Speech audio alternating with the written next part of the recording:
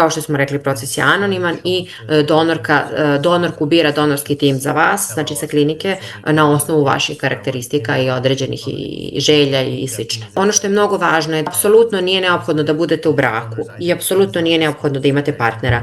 Možete da pristupite programu kao single žene, možete da pristupite programu kao nevenčani par, možete da pristupite programu i kao venčani par. Dakle, u tom smislu bračne neke zajednice apsolutno nema ograničenja. Dakle, svi možete da realizujete program na klinici Dunja jer je zakonskom regulativom tako dozvoljeno. A za sve one žene koje imaju preko 45 godina, po zakonu Republike Severni Kipar postoje dodatni testovi, određene specijalističke preglede i konsultacije psihijatra i određene krvne testove. Ministarstvo zdravlja ima zahtev da se uradi prosto jedan takav pregled roditelja, buduće majke, da budu potpuno sigurni da ste spremni da iznesete tu trudnoću, jer naravno brine se i za vaše zdravlje i za zdravlje bebe i mentalno i fizičko i na svaki način. Zbog toga svi ovi nalazi i izveštaj. Ono što je sigurno da će vam svima trebati, koji ste u grupi preko 45 godina, jeste izveštaj specijaliste interne medicine i kardiologa, tako da to su nalazi koji će biti neophodni.